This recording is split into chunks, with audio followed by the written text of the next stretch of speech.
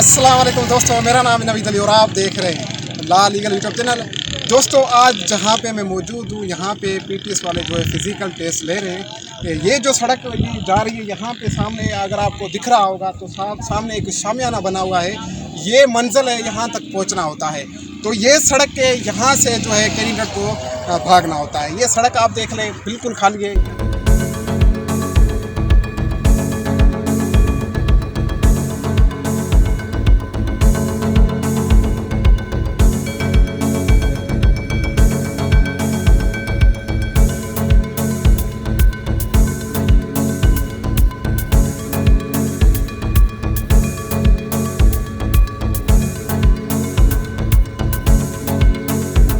और नीचे जो है कुछ लिखा हुआ है, कैमरामैन अगर आपको दिखा सकता है तो देख ले जूम करके आप कि क्या लिखा हुआ है। ये देखें यहाँ पे लिखा हुआ है 1000।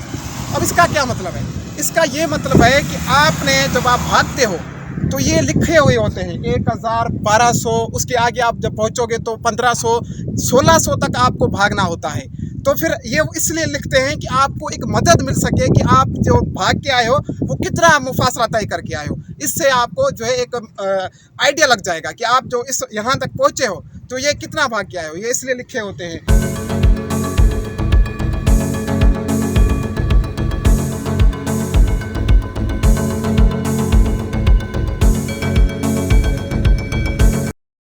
लिखा हुआ है 800।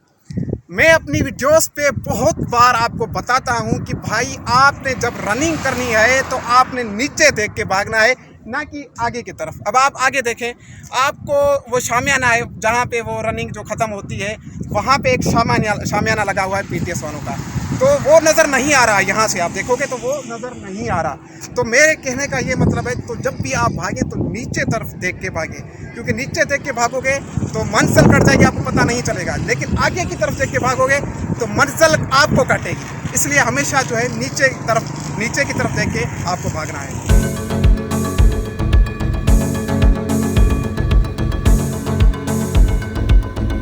दोस्तों, अब मैं यहाँ पे आया हूँ तो ये वही सड़क है जो रनिंग होती है, ठीक है।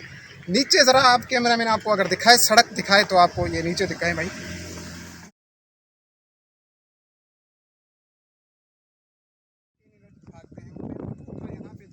यहाँ से भाग रहे थे तो ये देखें, तो मैंने जब भी आपको बोला है कि आप लाजमी शूज़ पहना करें, क्योंकि यहाँ पे सड़क जो है इस तरह होती है, बड़े बड़े जो पत्थर होते हैं आपको पाँव पे लग सकते हैं। इस वजह से आप जब भी आएँ तो शूज़ पहन के आए। अगर आपको चोट लगी खुदा ना खास्ता तो फिर तो आप भाई वैसे ही रनिंग नहीं कर पाओगे, फिर तो आपको कोई चांस नहीं होगा आगे भागने का, ठीक है। इसलिए मैं हमेशा आपको बोलता हूँ कि शूज़ लाजमी पहना करें, क्योंकि सड़क का जो है ना कोई भरोसा नहीं होता कि किस तरह है। अब देखिए यहाँ पे कितने बड़े बड़े पत्थर हैं, आपको दिख रहे होंगे। अब रनिंग करते वक्त इंसान को अपना ही होश नहीं होता, रनिंग करते वक्त इंसान के होश ही खता हो जाते हैं। फिर खुदा ना खास्ता अगर आपको लग गई तो फिर आपकी भाई वाड़ लग सकती है।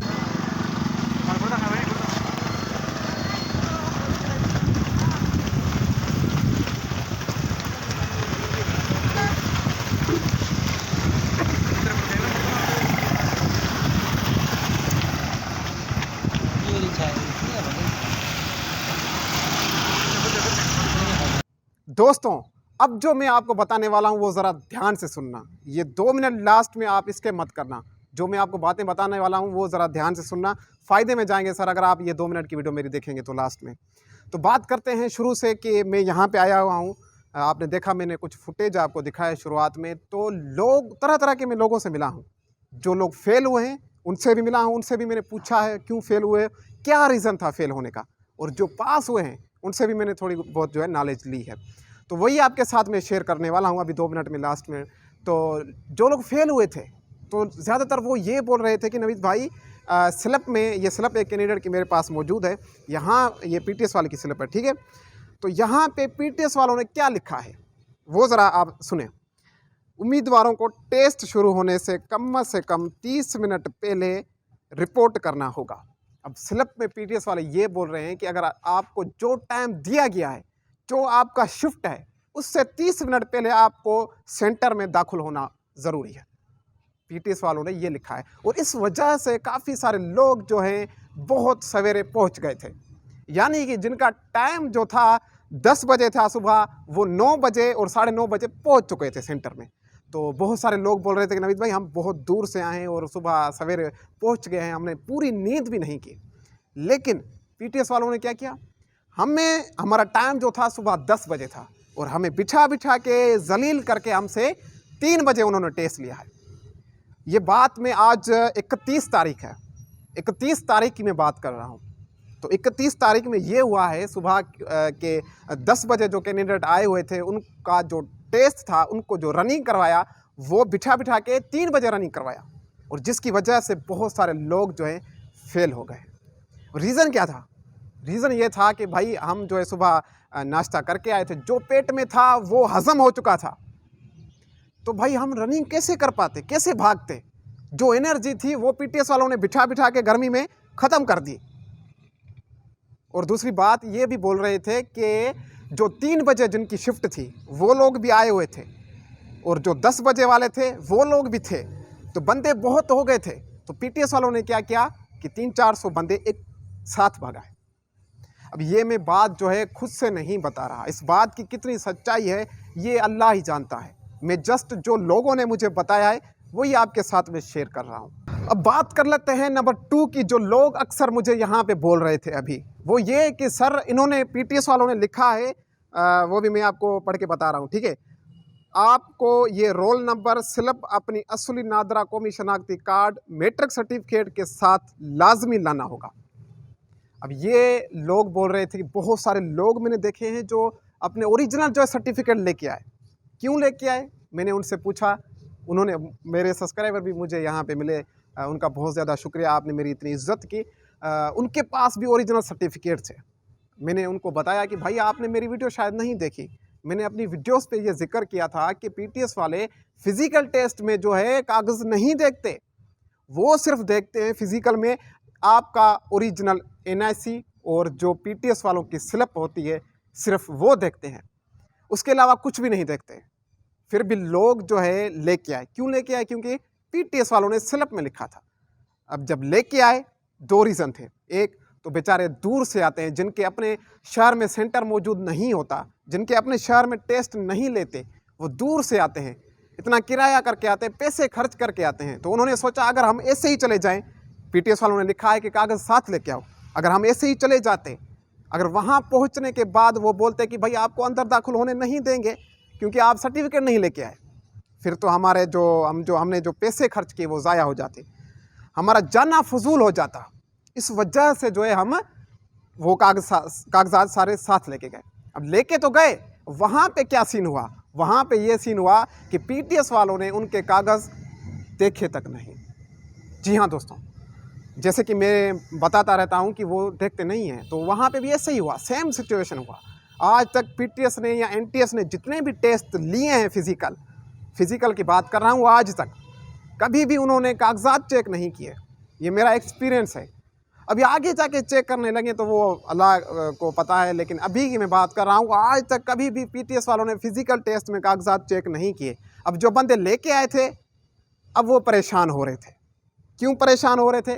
क्योंकि पीटीएस वाले बोल रहे थे भाई आप अपने कागज़ अपने पास रखो, ये आपकी ज़िम्मेवारी है, हम नहीं रखेंगे, हम जमा नहीं करेंगे। तब बंदे क्या करें? जिन लोगों के अपने पास अपने दोस्त साथ लेके आए थे, तो वो तो उन्होंने अपने दोस्त को दे दिए। जो अकेले आए थे बेचारे, जिनके पास अपना किराया नहीं होता, वो अपने दोस्तों को कैसे लेके आते? तो जो अकेले आए थे वो परेशान हो रहे थे कि अभी लेके तो आए, अभी हम अपने कागज़ों को रखें कहाँ पे? तो मसला हो गया था। क्योंकि रनिंग करते वक्त मैंने बहुत सारे लोग ऐसे देखे हैं जो अपने कागजात अपने साथ लेके भागे हैं। तो ये कुछ रीज़न थी। और दूसरी बात ये कि ये जो स्लिप मेरे पास मौजूद है, यहाँ पे आप पूरी स्लिप पढ़ लें, आपको कहीं पे भी ये मेंशन किया हुआ नज़र नहीं आएगा कि ये फिज़िकल के दौरान मोबाइल अलाउ नहीं है। पीटीएस वालों ने ये लिखा भी नहीं। हालांकि मैं अपनी वीडियोस पे बोलता रहता हूँ, अगर आप मेरी वीडियो थोड़ी बहुत देखेंगे तो आपको समझ लगेगी। मैं बोलता रहता हूँ कि आप मोबाइल नहीं लेके जाएं। उसके बावजूद भी कुछ लोग जो होते हैं वो लेके जाते हैं, उनकी कोई गलती नहीं होती, क्योंकि फ़िज़िकल टेस्ट में मोबाइल अलाउ होता है, वो मना नहीं करते। आज तक तो कभी किसी ने मना नहीं किया, लेकिन इस बार कुछ हुआ यूँ कि पीटीएस वालों ने स्लिप में नहीं लिखा कि मोबाइल अलाउ है या नहीं है, इसलिए लोग बेचारे जो है काफ़ी मोबाइल लेके गए थे। अब वहाँ पे क्या हुआ, वहाँ पे भैया पीटीएस वालों ने कहा कि आप मोबाइल के साथ सेंटर में दाखिल नहीं हो सकते, अंदर नहीं जा सकते। वो तलाशी कर रहे थे और जिनके जेब में से मोबाइल निकल रहा था उनको वहाँ से ही बाहर निकाल दिया जाता था। अब वो लोग परेशान इस वजह से भी हो रहे थे कि नवीद भाई हम मोबाइल जो है लेके आए हैं। क्यों लेके आए हैं? क्योंकि इन्होंने कहीं पे भी मेंशन नहीं किया भैया कि मोबाइल अलाउ है या नहीं है। चलें दी, आपको अगर मोबाइल अलाउ नहीं रखना तो आप अपने स्लिप में मेंशन कर दें कि मोबाइल के साथ अगर आप आए हो तो आपको सेंटर में दाखिल होने नहीं देंगे, आप मेंशन कर दिया करें। अब लोग बेचारे परेशान हो रहे थे। 20-30 हज़ार की एक मोबाइल की कीमत है और नौकरी ये मिले ना मिले इसकी कोई गारंटी नहीं है, क्योंकि अगर आज के टेस्ट में पास हुए तो क्या पता हम रिटर्न में फेल हो जाएं, क्या पता मेडिकल में फेल हो जाएं, तो कोई गारंटी नहीं होती कि ये नौकरी मिल जाएगी या नहीं मिल जाएगी। तो 20,000-30 हज़ार की मोबाइल होती है बंदों की। अब वो क्या करते हैं, वो जो है पीटीएस वाले बोल रहे थे कि हम इसकी जिम्मेदारी नहीं ले सकते। आर्मी में और रेंजर्स में ऐसा होता है कि आप अगर जाते हो तो वहाँ पे एक दो आर्मी ऑफिसर बैठा होता है, वो आपका मोबाइल जो है जमा करता है और आपको एक टोकन देता है कि भाई अगर आप टेस्ट दे के वापस आओगे तो ये टोकन हमें दोगे तो आपको अपना मोबाइल मिल जाएगा। लेकिन पीटीएस वालों ने इस तरह कुछ किया नहीं। उन्होंने बोला भाई हम नहीं जानते, बस मोबाइल बाहर रखें। बाहर तो रखें लेकिन कहाँ रखें, किसको दें? कुछ ऐसे शॉप थी या कुछ ऐसे जो है ढाबे लगे हुए थे, अगर हम उनको जाके अपना मोबाइल दे दें भाई आप अपने पास रखो, हम वापस ही के दौरान आपसे लेंगे। अब वो भी एक जो है ना रिस्क था, क्या पता वो चला जाए। तो ये कुछ बातें थी और मैंने इस वीडियो में किसी इदारे की बुराई नहीं की है। जो लोगों ने मुझे बातें बताई वही मैंने आपके साथ शेयर कर दी हैं। और अपने मोबाइल अपने पास अपने घर रख दिया करें, ठीक है। वीडियो अच्छी लगी हो, इतनी इन्फॉर्मेशन मैंने आपको दी है, मैंने हर चीज़ आपको प्रैक्टिकल करके दिखाई है, प्रैक्टिकली समझाया है। सब्सक्राइब कर देना यार, और इस वीडियो को ग्रुप्स में, फेसबुक में, पेज में इधर उधर शेयर कर देना। लिंक को कॉपी करो और पेस्ट कर दो वहाँ पे जाके, बस इतना सा मेरा काम कर दो। मैं मिलता हूँ आपसे अगली वीडियो में। Thank you so much and good bye.